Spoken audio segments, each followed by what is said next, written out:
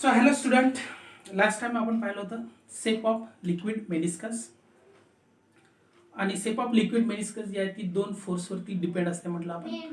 Net ॲडेसिव्ह force त्याला denote केलं होतं आपण AP बार, आणि सेकंड होता आपला नेट कोहेसिव्ह फोर्स, त्याला डिनोट केलं होतं आपण AC bar. Okay, so when the shape of the liquid meniscus is a concave, तर त्यावेळेस काय होते की हा ॲडेसिव्ह फोर्स आहे AP bar, adhesive force is a greater than cohesive force.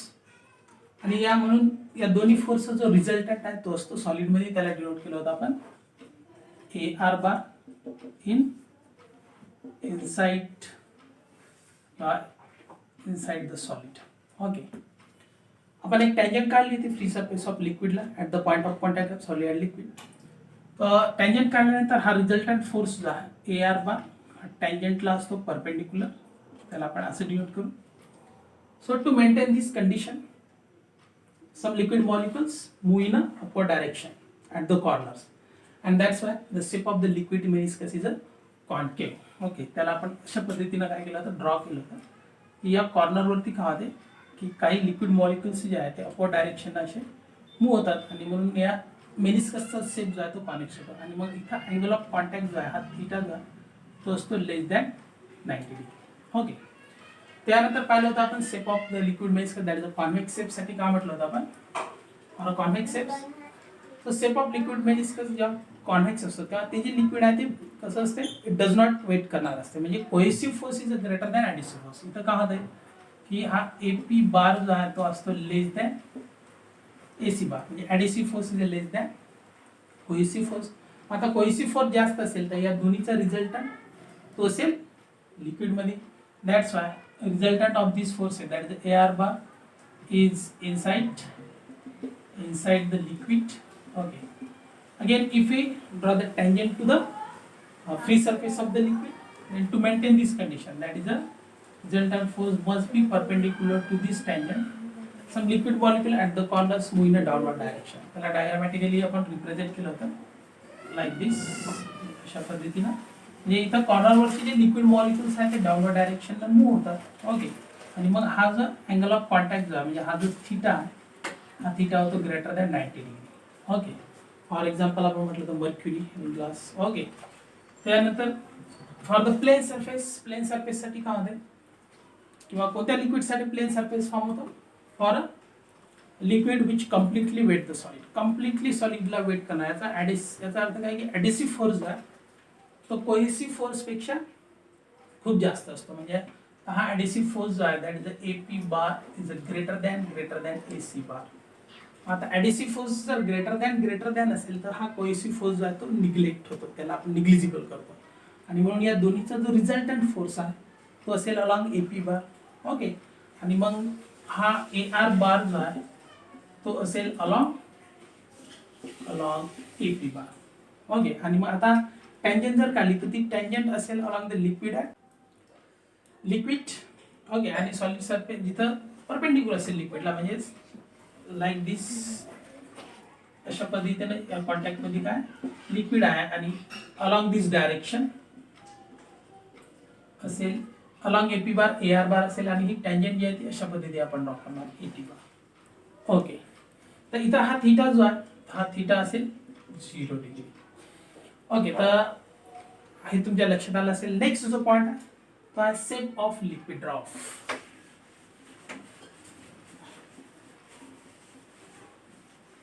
Shape of liquid drop, that is the shape of liquid drop on solid surface. आता एखाद्या solid सरफेसवरती जेव्हा एखादा लिक्विड ड्रॉप फॉर्म होतो, फॉर एक्झाम्पल ओके हा सॉलिडचा surface आहे. Okay, आणि याच्यावरती एक लिक्विड ड्रॉप जो आहे तो फॉर्म झाला. सो दिस इज हे असेल लिक्विड, हा असेल सॉलिड. ओके, तर या वेळेस काय होईल की तीन मीडियम जे आहे ते प्रेझेंट असतील. एक लिक्विडचं मीडियम, सॉलिड मीडियम आणि एक असेल एअर मीडियम. मग 3 मीडियम जर असतील तर तिथं 3 इंटरफेस सुद्धा फॉर्म होतील. ओके, एक इंटरफेस असेल between liquid and solid. Okay, दुसरं इंटरफेस असेल बिटवीन सॉलिड अँड एअर. समजा इथं एअर जी आहे ती प्रेझेंट आहे. ओके, आणि तिसरा इंटरफेस असेल बिटवीन एअर आणि लिक्विड. इंटरफेस म्हणजे काय की boundary separating two medium. So liquid आणि सॉलिडला सेपरेट करणारी बाउंड्री म्हणजे इंटरफेस, सॉलिड आणि एअरला सेपरेट करणारी बाउंड्री इंटरफेस, सेकंड इंटरफेस, आणि एअर आणि लिक्विडला सेपरेट करणारी boundary that is the third interface. Okay, so the first interface काय असते that is the liquid solid किंवा सॉलिड लिक्विड आपण ज्याला आपण म्हणू that is the liquid solid interface. Second interface is solid air, solid air interface. Third असेल that is a liquid air interface. Okay, आता 3 interface असतील. त्या तिन्ही इंटरफेस वरती काय आहे की force due to the surface tension exert होईल. ओके, आता लिक्विड आणि सॉलिड वरती force due to surface tension जो आहे तो डिनोट केलेला आहे T1 ला. T1 काय असेल, सो T1 काय असेल तर T1 is a force due to surface tension on liquid solid interface, on liquid solid interface. Okay, T1 ने डिनोट केला आपण. ओके, सेकंड बी. T2 असेल force due to surface tension on solid air interface, on solid air interface. Okay, तो denote करणार आपण इथं T2 न. Okay, आणि थर्ड जो फोर्स असेल force due to surface tension तो प्रेझेंट असेल ऑन एअर लिक्विड इंटरफेस. आता दिसं कॉन्टॅक्ट होतो along this direction. T3 is a force due to the surface tension on liquid air interface. So T3 is a force due to surface tension on liquid air interface. Okay. हे तुमच्या लक्षात आलं असेल विद्यार्थी मित्रांनो की जेव्हा एखाद्या सॉलिड सरफेस वरती लिक्विड ड्रॉप फॉर्म होतो तेव्हा तिथं 3 मीडियम असतील, लिक्विड, सॉलिड, एअर. आणि या तिन्ही मीडियम मध्ये इंटरफेस म्हणजे बाउंड्री असेल त्याला आपण डिनोट केलं लिक्विड सॉलिड इंटरफेस. आणि याच्यावरती एक्झर्ट होणारा surface force due to surface tension असेल T1. सॉलिड एअर इंटरफेस केव्हा फॉर्म होईल त्याच्यावरती एक्झर्ट होणारा force due to surface tension denote केला T2 न. आणि लिक्विड एअर इंटरफेस वरती force due to surface tension असेल T3. सो व्हेरी सिंपल आहे. Okay, at the equilibrium. Okay, equilibrium condition होती जेव्हा ड्रॉप फॉर्म होतो तर ऍक्च्युली तेव्हा काय होतं हे परत आपण बघू. हे तुमच्या लक्षात आलं असेल याला.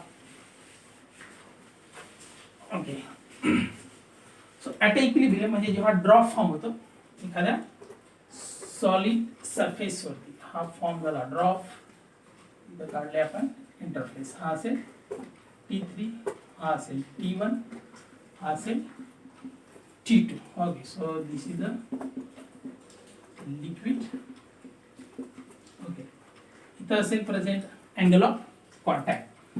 आता इक्विलिब्रियम कंडिशन वरती काय होईल की हा जो first due to surface tension आहे याला जर आपण रिझॉल्व्ह केलं केल्यानंतर काय मिळेल आपल्याला हा जो कंपोनंट आहे T3 चा हा काय असेल T3 cos थीटा. हा काय असेल T3 cos theta adjacent side upon hypotenuse म्हणजे T3 cos थीटा. आणि हा जो व्हर्टिकल कंपोनंट आहे ओके तर हा असेल T3 sin theta. So at equilibrium. Okay, आता force due to surface tension along the liquid solid interface T1 आणि T3 cos theta they are act along the same direction म्हणजे हे दोन्ही एकमेकाला ऍड करतील. For the solid air interface surface tension direction opposite आहे म्हणजे balance होईल. So at equilibrium का होईल. सो ॲट इक्विलिब्रियम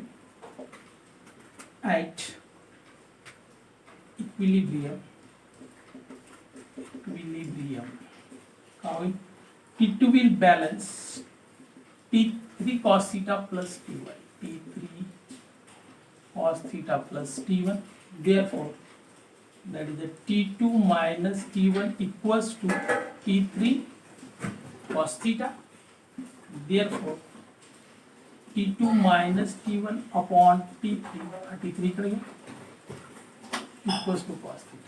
ओके, तर याच्यावरून आपल्याला ठरवता येईल की लिक्विड ड्रॉप जो आहे तो कसा फॉर्म होतो किंवा कोणत्या लिक्विडसाठी किंवा त्याची मेनिस्कस जी आहे ती कशा पद्धतीनं फॉर्म होते. ओके, आता हा जर फॉर्म आपण लक्षात ठेवला, ओके, आता काय होईल, आता T2 is greater than T1 जर असेल, okay, so for first case T2 is greater than T1 असं जर असेल तर काय मिळेल आपल्याला, तर T2 मायनस T1 जो आहे म्हणजे हा T2 मायनस T1 हा मिळेल आपल्याला लेस दॅन T3 आणि मग हा कॉस थीटा जो आहे cos theta काय मिळेल, तर cos theta असेल positive, so cos theta is equals to positive, आपण असं लिहिणार it is a positive.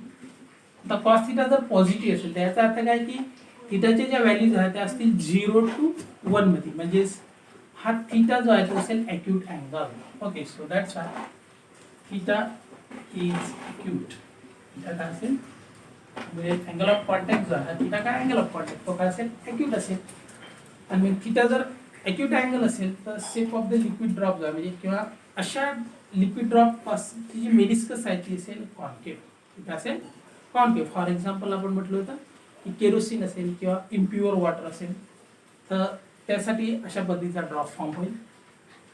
Second, if that is T2 is a less than T1 असं जर असेल, ओके, तर इथं काय होईल, that is T1 minus T2 is again less than T3 आणि कॉस थीटा जो आहे तो मिळेल निगेटिव्ह.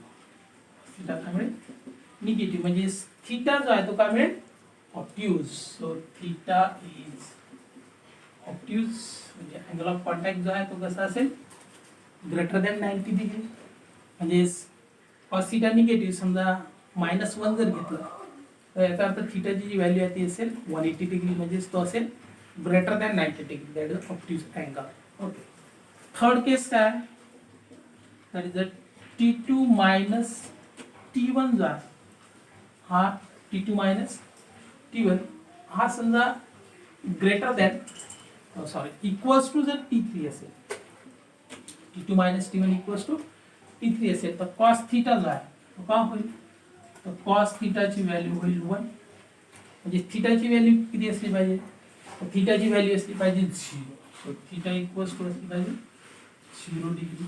ओके, म्हणजे आता इथं जो ड्रॉप आहे तो ड्रॉप फॉर्म होणार नाही. ड्रॉप फॉर्म होईल काय नाही, म्हणजे लिक्विड जे आहे ते लिक्विड जो सरफेस आहे तो प्लेन असेल पण लिक्विड जे आहे ते स्टेबल असेल. लिक्विड काय असेल स्टेबल असेल. ओके, म्हणजे इथं अँगल ऑफ कॉन्टॅक्ट जो असेल 0 डिग्री असेल. या केसमध्ये काय होईल, कॉस थीटा निगेटिव्ह म्हणजे थीटा इज ऑब्ट्यूज अँगल, आणि त्यासाठी डायग्राम बुक्समध्ये दिले आहे की थीटा जो आहे तो जर ग्रेटर दॅन 90 डिग्री असेल तर लिक्विड ड्रॉपचा जो शेप आहे तो कम्प्लिटली स्पेरिकल असेल, म्हणजे तो असेल लाईक दिस. म्हणजे आता काय होईल, अशा पद्धतीने आपण टँजंट जर काढली तिथं, ओके, असेल हा थीटा जो आहे तो मिळेल ग्रेटर दॅन 90 डिग्री, हा असेल आपला T3. ओके, तर अशा पद्धतीचा ड्रॉप कोणत्या लिक्विडसाठी फॉर्म होईल तर मर्क्युरीसाठी, आणि मग तिथं काय होईल की थीटा ग्रेटर दॅन 90 डिग्री असेल. ओके, आणि फोर्थ जी कंडिशन आहे, फोर्थ कंडिशन मध्ये काय सांगता येईल आपल्याला की T2 minus T1 is greater than T3 जर असेल किंवा T2 equals to that T3 plus T1 हा ग्रेटर दॅन T3 जर असेल तर हे पॉझिटिव्ह पॉसिबल आहे का नाही, कारण याची व्हॅल्यू जी आहे दॅट T2 मायनस T1 ची जी व्हॅल्यू आहे ती आपल्याला काय मिळेल की ग्रेटर दॅन 1. ओके, आता कॉस थीटासाठी कोणतीही व्हॅल्यू जी आहे ती ग्रेटर दॅन 1 असेल, कारण कॉस थीटा व्हॅल्यू कशा व्हॅराईज होतात in between -1 to +1. Greater than 1 ही व्हॅल्यू जी आहे ती पॉसिबल नाही. याचा अर्थ लिक्विड जे आहे ते काय होत आहे स्प्रेड होत आहे, लिक्विड काय होत आहे स्प्रेड होत आहे. ओके, तर याच्यावरून आपल्याला सांगता येईल की shape of the liquid meniscus जो आहे तो कसा फॉर्म होईल. T2 is greater than T1, then T2 minus T1 is B less than T3, पण कॉस थीटा मिळेल आपल्याला पॉझिटिव्ह आणि तो ॲक्यूट अँगल असेल म्हणजे shape of the liquid means असेल कॉन्केव्ह. ओके.